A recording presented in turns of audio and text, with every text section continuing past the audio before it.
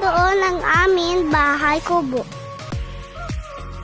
Dito kami galaro ng manghod ko. So, dito naman ang aking lola nagtatanim ng mga gulay. Ito ang aming bahay.